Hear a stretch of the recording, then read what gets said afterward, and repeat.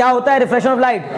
When light ray goes from one medium to another medium then it deviates from its path, original path से deviate हो जाती है। Original path से deviate होने की इस घटना को हम लोग क्या कहते हैं? रिफ्रैक्शन ऑफ लाइट कहते हैं। क्लियर रहती बात? अब रिफ्रैक्शन ऑफ लाइट में जब लाइट रे रेयर मीडियम से डेंसर मीडियम में जाती है तो क्या होता है? Bend towards the normal. अगर डेंसर से रेयर में जाती है तो bends away from the normal. Clear रहती बात? दो ही बातें हैं मोटी मोटी सी। When light ray goes from rare medium to denser medium then it bends towards the normal and when light ray goes from denser medium to rare medium then it bends away from the normal.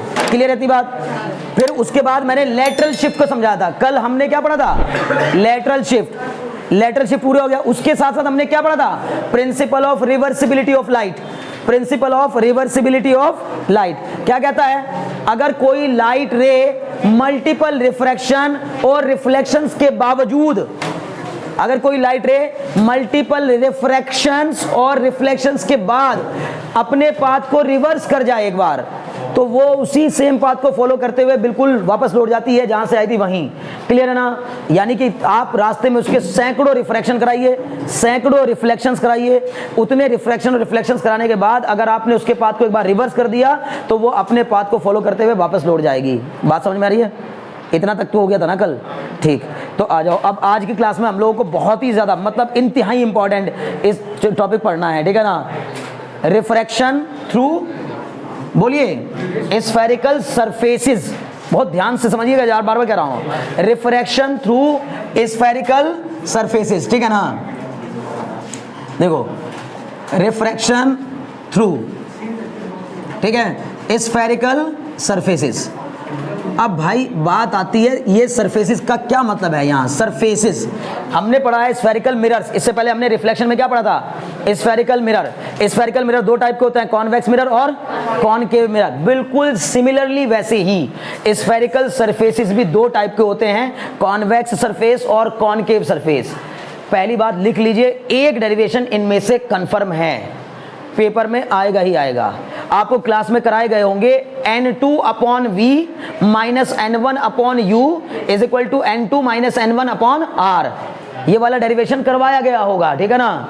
ये बहुत important derivation में से एक derivation है। मतलब किस किस के बीच रिलेशन है? ऑब्जेक्ट डिस्टेंस, इमेज डिस्टेंस और रेडियस ऑफ कर्वेचर के बीच रिलेशन को बताने वाला ये डेरिवेशन है हमारा। उसी को करेंगे, लेकिन उससे पहले थोड़े से बेसिक जान लो। बेसिक क्या जानने हैं? देखिए, मतलब किसी भी ग्लास से, सुनो मेरी बात ध्यान से, मान लीजिए कि मेरे पास एक ग्लास का कोई एक टुकड़ा है मौजूद मेरे पास। मैंने क्या किया, उस ग्लास के टुकड़े को सामने से क्या करके रगड़ रगड़ के इस तरह का कॉन्वेक्स बना दिया। कॉन्वेक्स मतलब उसका एक सरफेस ऐसे कॉन्वेक्स बना दिया। इस सरफेस को क्या कहा जाएगा? Convex surface. अगर इन बेसिक्स को नहीं समझोगे, मैं फिर कह रहा हूं, ये 5 डेरिवेशन हैं, 5 एक जैसे बिल्कुल सिमिलर, और क्लास में सिर्फ एक कराया गया होगा। मैं 3 कम से कम कराने की सोच रहा हूं। अगर 3 नहीं भी कराया तो 2 तो कराऊंगा ही कराऊंगा पक्का, एक कॉन्वेक्स का और एक कॉनकेव का। जबकि क्लास में सिर्फ एक डेरिवेशन करा करके काम चल जाता है। ठीक है ना? जरूरत भी एक ही की ज्यादा है। पेपर में जो आएगा वो वाला करवा दिया जाए। पेपर में यही वाला आएगा जो मैं पहली बार में कराऊंगा। N2 upon V minus N1 upon U equal to N2 minus N1 upon R, है ना? मैं ले सकता हूँ μ2 माइनस μ1 अपॉन R। मैंने रिफ्रैक्टिव इंडेक्स को म्यू से रिप्रेजेंट किया है और बुक्स में कई जगह पर जो है वो N से रिप्रेजेंट किया गया रिफ्रैक्टिव इंडेक्स को। लेकिन मैं बार बार कह रहा हूँ, पहले इसका बेसिक समझ लो, उसके बाद रिफ्रैक्शन थ्रू रिफ्लेक्टिंग सरफेस या स्फेरिकल सरफेस। कोई रिफ्रैक्टिंग सरफेस, एक ऐसा सरफेस जो कि लाइट रे को क्या करता हो? रिफ्रैक्ट करता हो, उससे रिफ्रैक्शन होगा तो कैसे होगा, उसके बारे में जानकारी जुटानी है। बार बार कह रहा हूं, काफी ज्यादा इंपॉर्टेंट है। ठीक है? तो सबसे पहले इसके बारे में सोच लो। जैसे हमने मिरर के बारे में पढ़ा था कि भैया एक होती है क्या? Principal axis. ये इसकी भी क्या हो गई? Principal axis. इसको क्या कहेंगे हम? यहां पर भी प्रिंसिपल एक्सिस ही कहेंगे। ठीक है ना? Principal axis. ओके, दूसरी बात, ये क्या कहलाएगा यहां पर? बोलिए, पोल कहलाएगा। ठीक है ना? यहां पर ये अभी भी पोल ही कहलाएगा, कोई दिक्कत नहीं है। ये कॉन्वेक्स सरफेस है, कॉन्वेक्स सरफेस। तो इसका सेंटर ऑफ कर्वेचर किधर लाई कर रहा होगा? इधर कहीं लाई कर रहा होगा, यहां, क्योंकि कॉन्वेक्स सरफेस का अक्सर सेंटर ऑफ कर्वेचर यहां कहीं लाई करता है। तो ये हो जाएगा आपका इसका सेंटर ऑफ कर्वेचर। इसको हम ले सकते हैं C। समझ में आ रही बात ना? तो अब देखो ध्यान से, इसका मतलब ये रिफ्रैक्टिंग सरफेस है कि रिफ्रैक्टिंग सरफेस मतलब इस साइड का जो भी मीडियम है ना, ये जो पूरा पूरा मीडियम दिखाई दे रहा है आपको, ये पूरा का पूरा मीडियम एक ही जैसा रिफ्रैक्टिव इंडेक्स रखता है, और वो रिफ्रैक्टिव इंडेक्स मैंने मान लिया कितना है, μ2। इसके बाहर की तरफ मान लीजिए क्या मौजूद है, एयर, लेकिन अभी एयर ना लेकर के बाद में स्पेशल केस में लिख देंगे कि एयर है। मैंने मान ये लिया कि इस तरफ एक सरफेस, मतलब इस तरफ एक मीडियम और इस तरफ दूसरा मीडियम है। मतलब ये जो सरफेस बना है, मैं बार बार आपको बताना चाह रहा हूँ, ये आप ऐसे सोच सकते हैं कि मान लो कोई पानी से भरा हुआ ड्रम है, लेकिन उस पानी से भरे हुए ड्रम में भी पानी के ऊपर का जो सरफेस है वो कॉन्वेक्सिटी रखता हुआ है। कॉन्वेक्सिटी, कॉन्वेक्सिटी मतलब ऊपर वो प्लेन नहीं है। वैसे पानी कॉन्वेक्सिटी नहीं बनाता, ये हमने पढ़ा था, याद होगा कुछ आप लोगों को, हल्का फुल्का याद है कि मरकरी का केस में और वाटर के केस में और ये सब चीजें हमने पढ़ी थी कि वहां कॉन्वेक्सिटी आती है, कॉनकेविटी आती है, जब कैपिलरी राइज और कैपिलरी फॉल्स को पढ़ रहे थे, याद है 11th क्लास में। लेकिन फिर भी आप मान लो, क्योंकि वाटर तो हमेशा प्लेन रहता है, नॉर्मल हो जाता है ऐसे प्लेन, ठीक है, तो वाटर का अक्सर प्लेन सरफेस बनता है ऊपर की ओर। लेकिन आप ऐसे मानो कोई भी ऐसा सरफेस जो कि ऊपर की ओर कॉन्वेक्सिटी रखता हो, कॉन्वेक्सिटी, ठीक है, यानी कि कॉन्वेक्स हो, उसके लिए बात चल रही है, ठीक है। तो इसके इस वाली साइड का पूरी का रिफ्रैक्टिव इंडेक्स अलग, इस साइड का रिफ्रैक्टिव इंडेक्स अलग। अब इधर से जा सकती है रे उधर, उधर से भी आ सकती है रे इधर, ऐसा कोई जरूरी नहीं कि इधर से ही जाएगी, इधर से भी रे उठ करके इधर आ सकती है। समझ रहे हैं मेरी बात आप? तो अभी मैंने सिर्फ आपको इतना बताया कि दो टाइप के सरफेस देखने को मिलेंगे, एक कॉन्वेक्स सरफेस और एक कॉनकेव सरफेस। मैं इसके साइन कन्वेंशन को बताने के लिए ये उठाया हूं यहां से, बिल्कुल वही सिमिलर साइन कन्वेंशन यहां भी अप्लाई करना है। कौन सा साइन कन्वेंशन? जो हमने वहां पढ़ा था। क्या पढ़ा था? कि भैया अगर कोई लाइट रे इंसिडेंट रे के, मतलब जो भी डिस्टेंस मेजर करेंगे, पहली बात वो कहां से मेजर करेंगे, पोल से मेजर करेंगे।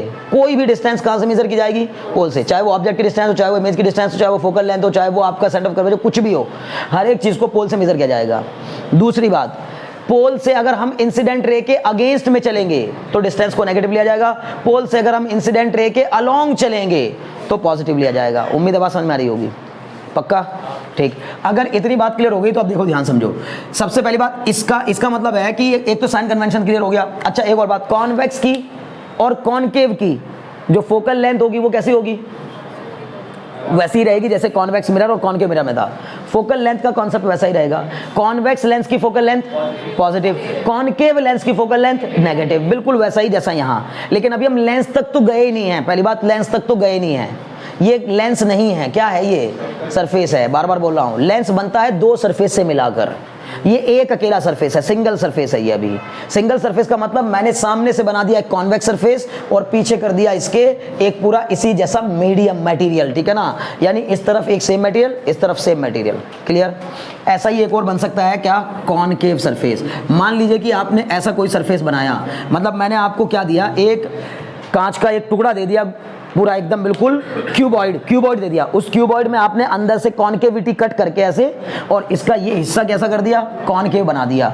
इस कॉनकेव सरफेस की भी ये क्या हो जाएगी, प्रिंसिपल एक्सिस, ये क्या हो जाएगा, पोल, सेंटर इधर कहीं लाई करेगा आपकी बार इसका। बोलो बात समझ में आ गई? बहुत अच्छे। अब इसमें भी वही कहानी है। अभी तो मैंने सिर्फ तुम्हें इतना बताया कि या तो कॉन्वेक्स होगा सरफेस या तो कॉनकेव होगा सरफेस। बात समझ में आ रही है? श्योर हो?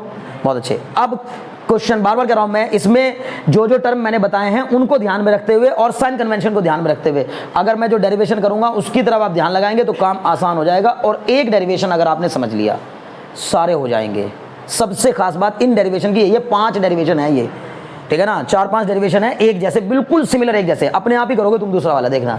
लेकिन पहला डेरिवेशन जिस तरह मैं बता रहा हूं बिल्कुल वैसे करना, मतलब इवन और तो और। इससे पहले मैंने कभी ये बात नहीं बोली आपको, लेकिन आज बोल रहा हूं कि भाई आपको जो मैं सिंबल मान रहा हूँ ना वही मानने हैं। मतलब जो जैसे जैसे मैंने माना होगा, जहां लाइट टकराई उसको मैंने अगर ए लिया होगा तो आपको ए ही लेना है। उससे फायदा ये मिलेगा कि आगे के जो 5 डेरिवेशन है वो, मतलब आपको एक डेरिवेशन याद करने के बाद वो लाइन से करते चले जाना, कुछ भी सोचने की जरूरत नहीं पड़ेगी। सिमिलर बिल्कुल, यानी अगर आपने नोटेशंस भी वैसा ही माना जैसा कि मैं लेके चलूंगा पहले वाले डेरिवेशन में, ठीक है। तो हम पहला डेरिवेशन बना रहे हैं, डालिए हेडिंग। टॉपिक का नाम क्या है? ये तो ब्रॉड टॉपिक है ना, रिफ्रैक्शन थ्रू स्फेरिकल सरफेसेस, यानी कि कॉन्वेक्स सरफेसेस और कॉनकेव सरफेसेस। तो मेनली पहला मुद्दा जो बन रहा है ना वो ये है, ठीक है ना। देखिए ध्यान सुनिएगा, ये पहला टॉपिक है मेरा, refraction through a convex surface, refraction through a convex surface. बोलो बात समझ में आ रही कि नहीं? Refraction through a convex spherical surface, ठीक है। इसके भी कई केस बनते हैं, उनमें से मैं पहला केस उठा रहा हूं, पहला केस, ठीक है ना, इसका पहला केस। पहली बात तो सरफेस कैसा लेना है, कॉन्वेक्स। दूसरी बात केस क्या लेना है, when object lies in rare medium. ध्यान से सुनिएगा, when object lies in rare medium and image formed is real. बार बार रिपीट कर रहा हूं, when object lies in rare medium, when object lies in rarer medium and image formed is real, and image formed is real, image formed is real। बहुत काम का है, बार बार कह रहा हूं, ध्यान सुनिएगा। क्या केस ले रहे हैं, when object lies in rarer medium and image formed is real। तो पहले तो यहां एक बात को दिमाग में बैठा लो, वहां मुझे बताओ मिरर के केस में रियल इमेज कब मानते थे आप, किस इमेज को रियल मानते हैं, जिस साइड ऑब्जेक्ट रखा है अगर उसी साइड इमेज बनती है तो हम कहते हैं कि मिरर के केस में वो रियल इमेज मानी जाती है। बात समझ में आ रही ना, बार बार कह रहा हूं, मिरर के केस में जिस साइड ऑब्जेक्ट रखा है अगर उसी साइड इमेज बन रही हो तो वो इमेज रियल कहलाती है, और जिस साइड ऑब्जेक्ट रखा है अगर उसके अपोजिट साइड इमेज बन रही हो तो वो वर्चुअल कहलाती है। पहले तो ये बात दिमाग में बैठा लो, समझ गए ना।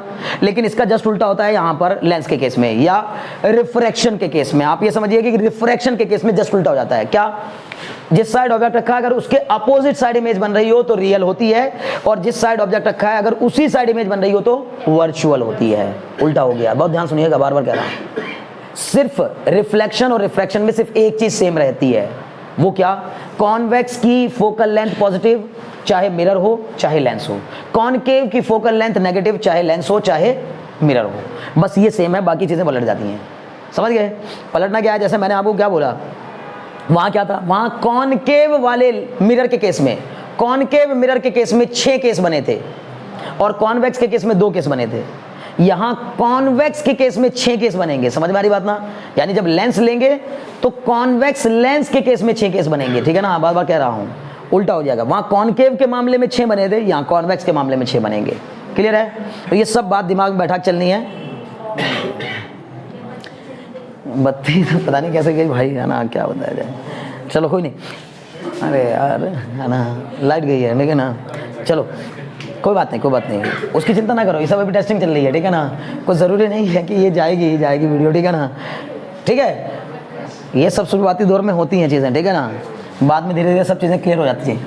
देखो व्हेन ऑब्जेक्ट, और वैसे भी एक बात बताऊं, सबसे अच्छी बात ये है, तो मेन बात ये होती है, एक बार चल निकला ना आपका सिप्पा, चाहे आप नाच रहे हो चाहे गा रहे हो चाहे हंस रहे हो चाहे खा रहे हो, जब एक बार आपका सिप्पा चल निकला ना, मतलब सिक्का अगर चल गया आपका एक बार, तो फिर नाचना गाना हंसना खेलना, ये लाइट जाना वाना सब कुछ नहीं मायने रखता। फिर है ना, फिर बस वो भगवान ही बन जाते हैं, ठीक है ना, ऐसे ऐसे कमेंट आते हैं, इसका कहना नहीं, ठीक है ना, मैं ज़्यादा परेशान होता हूँ कमेंट पढ़ करके कि ये लोग क्या लिखते हैं भाई, ठीक है ना, आप मेरी दुनिया में आए हैं तो भगवान जी से भी ऊपरी रूप लेकर के आए हैं, ठीक है ना, ऐसे ऐसे कहानियाँ बताते हैं बच्चे ना, ऐसे ऐसे कमेंट मारते हैं, सर मैं तो बस खुदकुशी करने ही वाला था, बस आप मेरी ज़िंदगी में आ गए, ठीक है ना। तो अभी सुनो, अच्छा देखो, बार बार कह रहा हूँ, केस क्या है, when object lies in rare medium and image formed is real. मैं तुम्हें बताना बार बार ये चाह रहा हूँ कि रियल का मतलब यहाँ क्या मानोगे, जिस साइड ऑब्जेक्ट रखा है उसके जस्ट अपोजिट साइड अगर इमेज बन रही होगी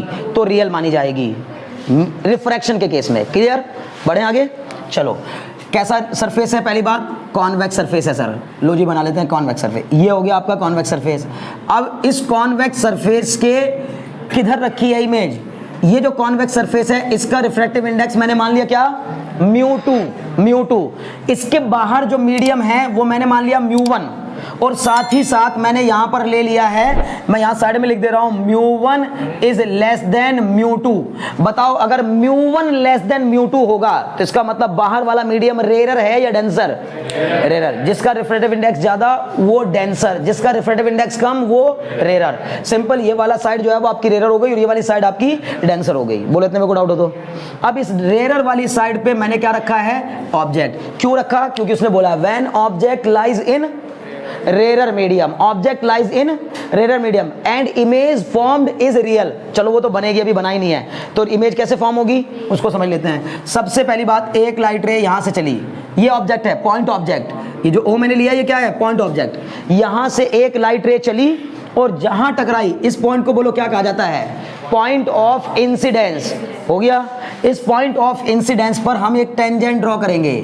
ये हमने एक टेंजेंट ड्रॉ कर ली, इस टेंजेंट के ऊपर परपेंडिकुलर डालेंगे, वो परपेंडिकुलर कहलाएगा नॉर्मल। बोलो बात समझ में आ रही कि नहीं?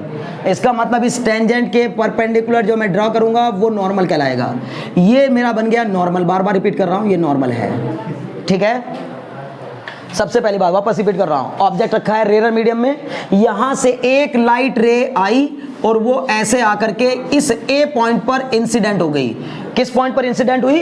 ए पॉइंट पर। बार बार कह रहा हूं, पॉइंट भी वैसे ही मानने हैं जैसे मैं आज मान रहा हूं इस डेरिवेशन में। ऐसे ही मानोगे तो 5 के 5 डेरिवेशन जो भी आपके सामने आएंगे सारे एकदम आसानी से हो जाएंगे। कुछ भी नहीं करना, वही सेम स्टेप लेने हैं सब में, ठीक है। और जबकि फॉर्मूले बदलेंगे, मतलब स्टेप सेम रहेंगे, फॉर्मूले बदल जाएंगे लेकिन लास्ट में आकर के, ठीक है ना। तो अभी देखो, सबसे पहली बात ये रहा ऑब्जेक्ट, यहां से गई लाइट रे। अब क्या हुआ, ये मैंने जो बनाया ये नॉर्मल बनाया और किसी भी कॉन्वेक्स सरफेस पर या स्फेरिकल सरफेस पर डाला गया नॉर्मल हमेशा उसके सेंटर से होकर के पास होता है। इसका मतलब है कि ये क्या हो जाएगा, ये वाला पॉइंट जहां ये प्रिंसिपल एक्सिस को कट कर रहा है, बोलो सेंटर ऑफ कर्वेचर हो जाएगा। बोलो बात समझ में आएगी नहीं? बार बार कह रहा हूं, ये नॉर्मल है, नॉर्मल। ये अभी कोई रिफ्रैक्टिंग रे नहीं है, क्लियर। बोलो क्या होगा अब, when a light ray goes from rarer medium to denser medium then it bends towards the normal, clear है। इसका मतलब है कि ये अभी इधर रेयर मीडियम है, उधर डेंसर मीडियम है, तो रेयर से कहां जा रही है लाइट रे? डेंसर में। जब डेंसर में एंटर करेगी तो इसको जाना चाहिए था कैसे, बहुत ध्यान देना, जाना चाहिए था ऐसे। This is the original path. ये क्या है इसका ओरिजिनल पाथ, लेकिन ये अपने ओरिजिनल पाथ से डेविएट हो जाएगी, भटक जाएगी, और ओरिजिनल पाथ से भटक के किधर जाएगी? टूवर्ड्स द नॉर्मल झुक जाएगी। इसकी बेंडिंग जो है वो नॉर्मल की ओर हो जाएगी। बोलो इतने में कोई डाउट हो तो? अब जब ये बैंड हो जाएगी नॉर्मल की तरफ तो ये बैंड होकर के कुछ ऐसे जाएगी, और जब ये बैंड होगी तो ये आगे जाकर के प्रिंसिपल एक्सिस को यहाँ काटेगी। जहाँ ये प्रिंसिपल एक्सिस को कट कर रही है उस पॉइंट को आप एक पॉइंट नाम दे दो अभी फिलहाल के लिए। ये वाली रे हो गई इंसिडेंट रे, ये वाली रे हो गई रिफ्रैक्टेड रे, ठीक है। समझ लो ना, बहुत अच्छे। अब क्या होगा, जब तक दो रे ना हो, बार बार कह रहा हूं, जब तक दो रे ना हो तब तक इमेज नहीं बनती। तो हम दो रे कम से कम लेंगे। एक रे तो मैंने ये ले ली जिसको मैंने ला करके यहां इंसिडेंट कराया और लॉज ऑफ रिफ्रैक्शन लगाया कि when a light ray goes from rare medium to denser medium then it bend towards the normal. तो ये नॉर्मल की ओर बेंड हो गई। बोले तो मेरे को डाउट हो तो? एक लाइट रे को यहां से चलाया, यहां से, और सीधे पोल के थ्रू वो लाइट रे टकराई। अगर कोई लाइट रे पोल पे सीधी आके टकरा जाए ना तो वो बिना डेविएशन के सीधी निकल जाती है। जैसे मिरर में क्या होता है, जब कोई लाइट रे नॉर्मली इंसिडेंट होती है तो वो वापस अपने पाथ को रिट्रेस कर जाती है, वापस लौट जाती है।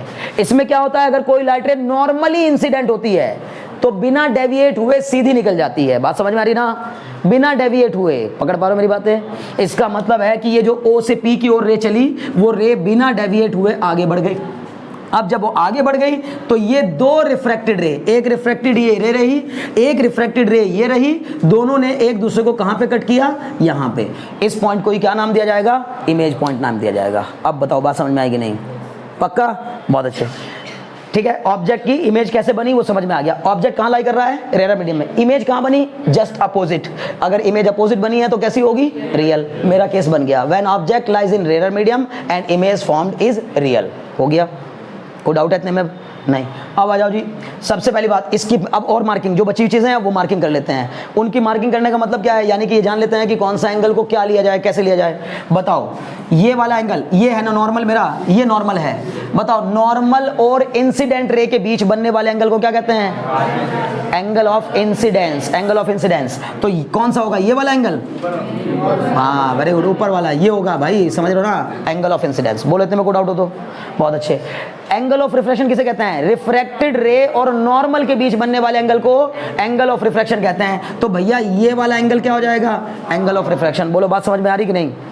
पक्का? बहुत अच्छे। ऑब्जेक्ट प्रिंसिपल, ऑब्जेक्ट की ये वाली रे जो ऐसे ऑब्लिकली भेजी है आपने, एक रे को तो आपने सीधा भेज दिया, एक को ऑब्लिकली भेजा। दो ही रे लेनी है हमेशा, एक सीधी एक ऑब्लिक। ऑब्लिक मतलब इंक्लाइंड करके, ठीक है ना? तो जो आपने ऑब्लिक भेजी है उसका एंगल बन रहा है, उसको लेंगे हमेशा अल्फा। ऑब्जेक्ट और प्रिंसिपल एक्सिस के बीच में बनने वाले एंगल को हमेशा अल्फा। मैं बार बार कह रहा हूं, कुछ जरूरी नहीं होता वैसे ये, बट मैं इसको इसलिए बार बार आपको कह रहा हूं इसको लेंगे अल्फा, है ना? अब तक कभी ऐसा कोई मजबूरी नहीं रखी मैंने आपके सामने कि इसको अल्फा ही मानो, थीटा मानो, बीटा मानो, कुछ भी करो। लेकिन मैं आज क्यों कह रहा हूं? क्योंकि मुझे ये लग रहा है एक डेरिवेशन जिसने सीख लिया उसके अगले 4-5 डेरिवेशन बिल्कुल ऐसे ही करना है बस। ऑब्जेक्ट को ए लेना है, इमेज को आई लेना है, सेंटर ऑफ करेज को सी लेना है, जिस पॉइंट पे टकरा रही है लाइट रे इंसिडेंट होकर के उसको ए लेना है हमेशा। ए से एक परपेंडिकुलर ड्रॉ कर देना है प्रिंसिपल एक्सिस के ऊपर, ये रहा। ए से प्रिंसिपल एक्सिस के ऊपर एक परपेंडिकुलर ड्रॉ कर देना है, इसको एन लेना है, इस पॉइंट को क्या नाम देना है, एन नाम देना है। बात समझ में आ रही है? कोई दिक्कत तो नहीं इसमें? ठीक, अब आ जाओ जी। ये हो गया ऑब्जेक्ट प्रिंसिपल एक्सिस के साथ, जो ऑब्जेक्ट वाली रे प्रिंसिपल एक्सिस के साथ जो एंगल बना रही है उसको अल्फा, इमेज वाली रे प्रिंसिपल एक्सिस के साथ जो एंगल बनाएगी उसको बीटा, उसको बीटा। बात समझ में आ रही ना? हाँ देखो ध्यान दो, है ना, मैंने कहा था सेम साइड बनेगी तो इमेज रियल होगी। किसके केस में? मिरर के केस में। लेंस है ये, रिफ्रैक्शन है ये, रिफ्रैक्शन। मैंने तब भी ये बोला था कि मिरर भी भूल जाओ, क्या याद रखो, रिफ्लेक्शन के केस में जिस साइड ऑब्जेक्ट रखा होगा उसी साइड इमेज बने तो रियल, और रिफ्रैक्शन के केस में जिस साइड ऑब्जेक्ट उसके अपोजिट अगर इमेज बन रही हो तो रियल। आई बात समझ में? अब इस चैप्टर में जब भी अपोजिट इमेज बनेगी तो रियल कहलाएगी, इस साइड बनेगी तो वर्चुअल कहलाएगी। समझ गए बात? बहुत अच्छे। अब देखो ध्यान लगाओ, तो अब इसके बाद ये वाला एंगल को क्या लिया? बीटा। इमेज वाला एंगल को बीटा। सेंटर ऑफ कर्वेचर वाली लाइन प्रिंसिपल एक्सिस के साथ जो एंगल बनाएगी उसको क्या लेंगे? गामा। हमेशा गामा लेंगे। बात समझ में आ रही है? बहुत अच्छे। बहुत ध्यान से देखकर मुझे बताना, इसमें आपको दो ट्राइंगल दिख रहे हैं क्या? एक ट्राइंगल AOC और एक, मैं देखो मैं कह रहा हूँ, मुझे भी ऐसे ही रटा हुआ है, देख लो क्या रट गया, मतलब मैं आपसे यही पूछ रहा हूँ, अपने आप बिना देखे पूछ रहा हूँ कि भाई एक ट्राइंगल AOC दिख रहा है क्या? AOC। और एक ट्राइंगल AIC दिख रहा है क्या? देखो एक ट्राइंगल होगा ट्राइंगल AOC और एक ट्राइंगल होगा ट्राइंगल AIC। हो गया? जरा सा AOC ट्राइंगल में जरा दिमाग लगाइए, थोड़ा सा पारखी नजरों से देखिए उसको, और उसमें कोई ट्राइंगल की प्रॉपर्टी लग रही है क्या? AOC में ध्यान से देखो, पहली बात तो ये रहा, देखो AOC, होना सा ध्यान दे रहा है ना, AOC इस वाले ट्राइंगल की बात कर रहा हूं मैं, समझ गए ना? इसमें कहानी पहले शुरुआत में ये भी लिखी जाती है, लेकिन इतना लंबा डेरिवेशन पहले ही हो जाता है कि इसमें मैं कंसीडर वगैरह भी नहीं लिखवा रहा हूँ, लेकिन कंसीडर भी लिखवाया जाता है, ठीक है ना? तो लेकिन आप पहले फिलहाल न्यूमेरिकल पोर्शन पे ध्यान दे लो, ठीक है ना? न्यूमेरिकल पार्ट मतलब पूरा कैसे डराइव कर रहे हैं। तो ट्राइंगल AOC दिख रहा है, ट्राइंगल AOC ये रहा, AOC ट्राइंगल में कोई एक्सटीरियर एंगल प्रॉपर्टी लग रही है क्या? जरा देखना, क्या ऐसा कुछ दिख रहा है? ये है A, ये है O और ये है C। और जरा मुझे बताओ ये एंगल कितना है? I है। और जरा मुझे बताओ ये एंगल कितना है? अल्फा है। और जरा मुझे बताओ ये एंगल कितना है? गामा है। तो क्या इस ट्राइंगल में एक्सटीरियर एंगल प्रॉपर्टी मिल जाएगी? हाँ, वहां नहीं दिख रहा था, जूम करके यहाँ दिखा दिया, समझ गए ना? तो अब सबसे पहली बात, ये I कितने के इक्वल हो जाएगा? बोलो। Very good. हम बोलेंगे इन ट्राइंगल AOC, मैं बार बार कह रहा हूँ रट जाएगा ये, इन ट्राइंगल AOC पहली बार में यही रखना है, इन ट्राइंगल AOC I बराबर क्या हो जाएगा बताओ? Alpha plus gamma, I equal to alpha plus gamma. Clear? फिर बोलेंगे since alpha beta gamma I are very small, ये सब एंगल्स क्या होते हैं? बहुत स्मॉल होते हैं, बहुत स्मॉल। रिफ्रैक्शन के केस में अक्सर स्मॉल होते हैं। तो फिर अल्फा को हम लोग अप्रोक्सीमेटली इक्वल टू, बोलो, साइन अल्फा या टेन अल्फा? Tan alpha. इसको हम लोग approximately equal to tan alpha, और गामा को हम approximately equal to tan gamma लिख सकते हैं। नहीं समझे? बाद में लिखेंगे। अच्छा ठीक है ना? बाद में यहाँ तक नहीं दिख रहा है? ठीक, अच्छा। Alpha equal to tan alpha और gamma equal to tan gamma, approx में ले लेंगे। क्लियर है? चलो जी, अब इसको लेने अभी भी आप अभी छोड़ ही दो, नहीं भी आपने लिया ना, इसी को पहली इक्वेशन मान लो, बाद में देखेंगे क्या जरूरत पड़ रही है, कहाँ जरूरत पड़ रही है। ठीक है? अगर अल्फा को मैंने बहुत छोटा माना तो I इक्वल टू, ये alpha equal to tan alpha और gamma equal to tan gamma. मैं पहले बताता, जब एंगल बहुत छोटे होते हैं तो साइन अल्फा की value approximately equal to alpha, tan alpha की value approximately equal to alpha होती है ना? तो बस ये हो गया। अब यहाँ से मेरा ये कुछ ऐसा बन के आ गया formula, I is equal to tan alpha plus tan gamma. ठीक है? इसको बना लो पहली इक्वेशन, चलो छोड़ दो। ठीक है? इसको बना के छोड़ दो, बन गई। हर बार यही काम करना है। अब आप देखिए जरा अपनी उन्हीं पारखी नजरों से कि इसमें आपको ट्राइंगल AIC भी दिख रहा है क्या? Triangle AIC, in triangle AIC में भी एक्सटीरियर एंगल प्रॉपर्टी लग सकती है क्या? एक्सटीरियर एंगल प्रॉपर्टी क्या कहती है कि किसी भी एक ट्राइंगल का जो एक्सटीरियर एंगल होता है वो अपने सामने के दो एंगल के सम के इक्वल होता है। इसका मतलब इसको भी अगर आप जूम करके देखेंगे ना तो कुछ ऐसा बन रहा होगा। देखो ऐसा बनेगा, ऐसा। ये वाला एंगल बताओ क्या है? ये वाला एंगल गामा है। ये वाला एंगल बताओ आर है और ये वाला एंगल क्या है, बीटा है। तो यहां से मैं क्या कह सकता हूं बताओ, gamma equal to R plus beta, gamma equal to R plus beta. इतने में कोई डाउट है नहीं? तो यहां से आर बताओ कितना आ जाएगा, R equal to gamma minus beta. अब सवाल करोगे आर ही क्यों निकाल रहे हैं, वहां आई निकाला, यहां आर। एक इक्वेशन से निकाला एंगल ऑफ इंसिडेंस और एक एंगल से, एक इक्वेशन से निकालेंगे एंगल ऑफ रिफ्रैक्शन, दोनों निकल जाएंगे। जब दोनों निकल जाएंगे तो स्नेल्स लॉ अप्लाई कर देंगे, स्नेल्स लॉ अप्लाई कर देंगे। स्नेल्स लॉ कहता है कि जिस मीडियम से जा रही है उसको पहले और जिसमें जा रही है उसको बाद में। कल इसी पे चर्चा हुई थी सबसे ज्यादा, याद आ रहा है? तो जब रिफ्रैक्टिव इंडेक्स लिखेंगे तो जिससे जा रही है रे उसको पहले, जिसमें जा रही है उसको बाद में, जिससे जा रही है उसका एंगल ऊपर, जिसमें जा रही है उसका एंगल नीचे। स्नेल्स लॉ अप्लाई किया, तुरंत दौड़ते हुए आपका डेरिवेशन कंप्लीट हो जाएगा। समझ गए? तो अब यहां जाओ जल्दी से, ठीक है ना? थोड़ा सा आर इक्वल टू, इसको भी मैं क्या कहूंगा, गामा और बीटा क्या है, स्मॉल, तो इनको अप्रोक्सीमेटली इक्वल टू क्या लिख सकता हूं, tan gamma minus tan beta. मैंने वो शुरू में ही लिख दिया, alpha beta gamma I R.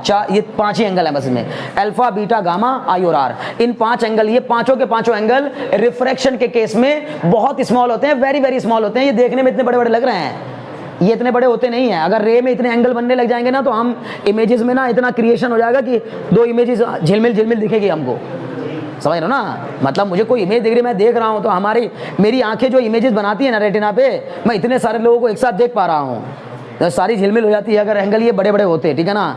आपकी आंखों, आपकी इमेज से, ऑब्जेक्ट से जो एंगल आते हैं ना, मेरी आंखों पर एंगल पड़ते हैं, बहुत स्मॉल होते हैं। समझ गए? बहुत अच्छे।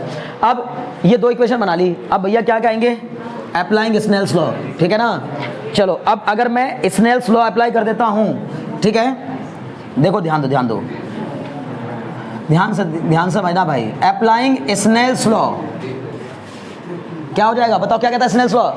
बार बार करो, जिस मीडियम से जाती है उसको ऊपर, मतलब sine I upon sine R is equal to, जिससे जाती है उसको पहले और जिसमें जाती है उसको बाद में। कौन से मीडियम से जा रही है? 1 से। कहां जा रही है? 2 में, तो 1 को पहले और 2 को बाद में। 1 म्यू 2, बोलो कोई डाउट हो तो?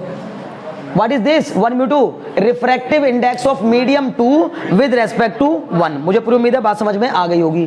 अब अगर ये समझ में आ गया तो मैंने कल इसका फॉर्मूला बताया था तुम्हें कि sine I upon sine R is equal to क्या हो जाएगा, mu 2 upon mu 1, mu 2 upon mu 1। 1 mu 2 को हम क्या लिख सकते हैं, mu 2 upon mu 1। A mu B को क्या लिख सकते हैं, mu B upon mu A. याद आ रहा है? बहुत अच्छे।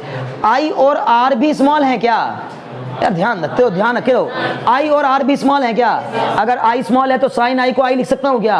हाँ। अगर आर स्मॉल है तो साइन आर को आर लिख सकता हूँ क्या? हाँ जी भैया लिख सकते हैं। तो इसका मतलब क्या लिख देंगे यहाँ, sine I is approximately equal to I और sine R is approximately equal to R. Clear है? ओके। अब क्या करेंगे, अगर यहां तक ये बात समझ में आ गई तो बताओ मुझे अगला स्टेप क्या हो जाएगा। अगले स्टेप में बोलेंगे भैया ये साइन आई की जगह पर I upon R is equal to कितना, म्यू 2 अपॉन म्यू 1। बोले तुम्हें कोई डाउट हो तो ये करेंगे, इसको सिंप्लीफाई कर देंगे, ये आ जाएगा क्या, बोलो mu 1 I is equal to mu 2 R. बताओ यहां तक कोई समस्या है? पक्का? अब बताओ इस आई की जगह पर क्या रखोगे, ये रहा पहली इक्वेशन, कहाँ है, ये रही, I equal to tan alpha plus tan gamma, और r इक्वल टू क्या रख दोगे, tan gamma minus tan beta. पहले इतना नोट कर लो, फिर आराम से करेंगे, ठीक है ना? जगह बन जाएगी तो फिर करेंगे आराम से। चलो लिख लो कंसिडर। वैसे इतना ज़्यादा इसमें नहीं लिखना है क्योंकि बहुत बड़ा डेरिवेशन है, पर छोटा सा लिखवा देता हूँ, ठीक है ना? लिखिए, consider a convex spherical surface, consider a convex spherical surface of absolute refractive index mu 2. Consider a convex spherical surface of absolute refractive index mu 2. Mu 2 is placed in an optically rarer medium. Is placed in optically rare medium, मतलब उससे कम density रखने वाला medium, समझ गए ना?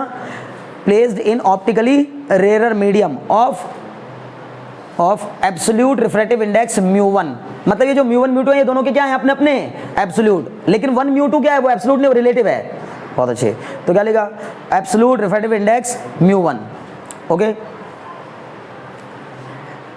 Late an object O, let an object O is placed in a rarer medium, let an object O is placed in a rarer medium, ठीक है, is placed in rarer medium,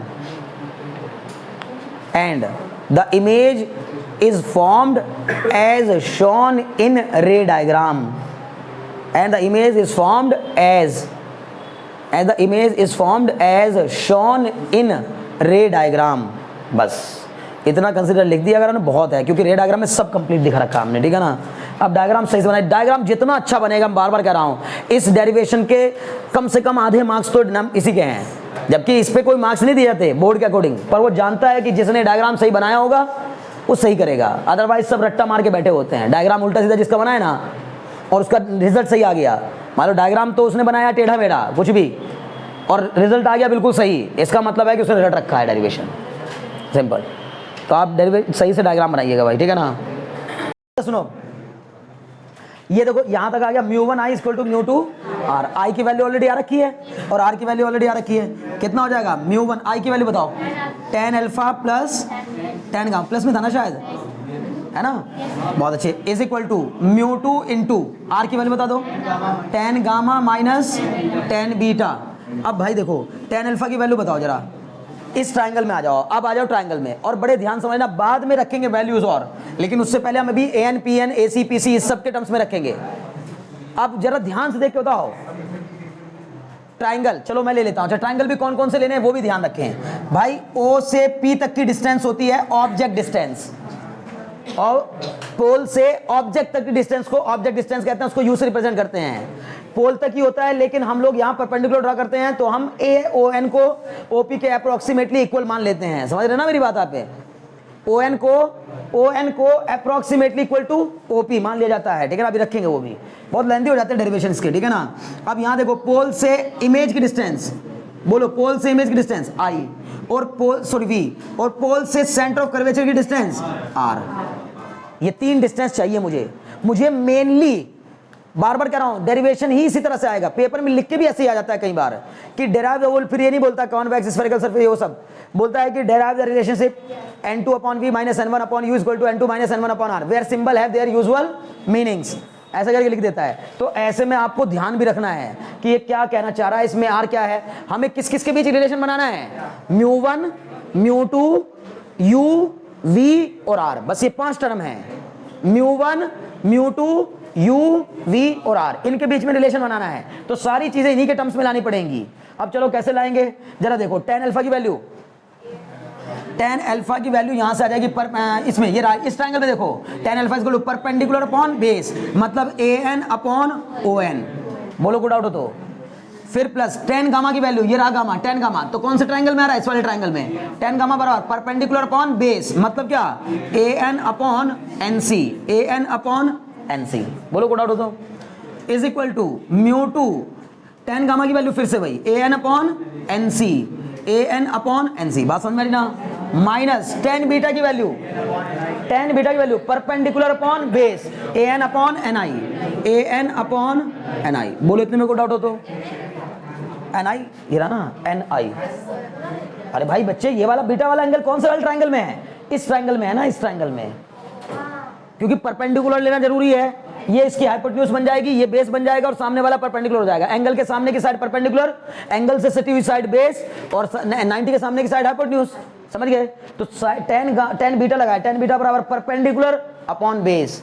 अब ध्यान से सुनना, ओ एन लगभग किसके equal होगा बताओ, O N approximately equal to OP, OP direct लिख दूं क्या, है ना, चलो इज इक्वल टू कितना, नहीं अभी नहीं लिखते, O N is approximately equal to OP, चलो है ना, और N C is approximately equal to P C, N I is approximately equal to P I, बोलो होगा कि नहीं।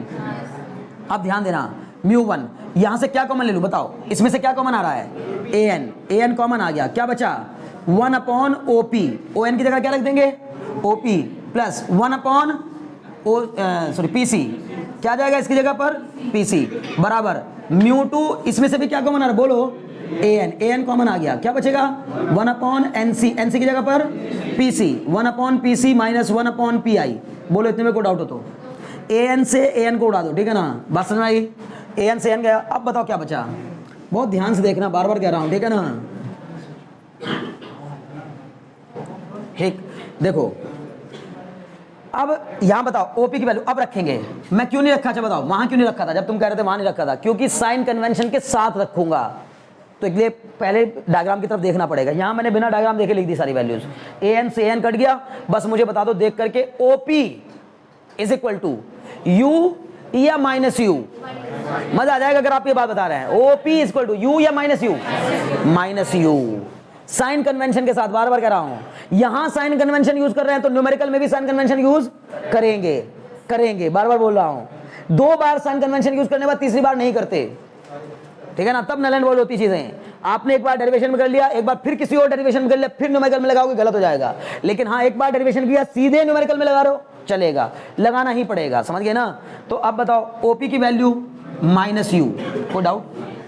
पीसी की वैल्यू बोलो बच्चे, पीसी की वैल्यू पीसी आर प्लस का आर की माइनस का आर, प्लस का आर, सबको समझ में आ रहा है ना, बस मजा आ गया, ठीक है ना। तो ये आ गया प्लस का आर, ठीक है। पीआई की वैल्यू प्लस का यू वी, पीआई की वैल्यू प्लस वी, बोलो को डाउट हो तो। विद साइन कन्वेंशन हमने वैल्यूज ली हैं, उनको उठा के इसमें पुट कर देना है। बताओ क्या आ जाएगा, म्यू1 इंटू 1 अपॉन ओपी, है ना, 1 अपॉन ये कितना हो जाएगा माइनस यू, फिर प्लस का ये कितना हो जाएगा, प्लस का 1 upon R is equal to mu two into 1 upon, बताओ PC is equal to R minus 1 upon V, बोलो इतने में कोई डाउट हो तो।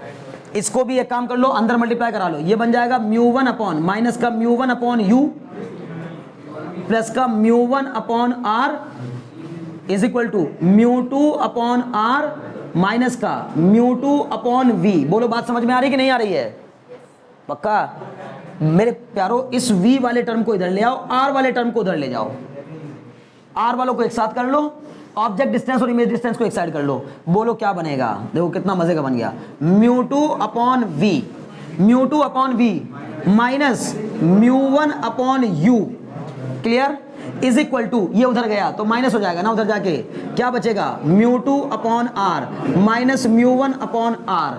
अब बताओ क्या बन गया formula, mu two upon V minus mu one upon U is equal to R, LCM लेकर के क्या बन जाएगा, mu two minus mu one upon R. मुझे उम्मीद है बात समझ में आ रही होगी, क्लियर हो गया। यही डेरिवेशन है, बस यही प्रूफ करने के लिए आता है पेपर में।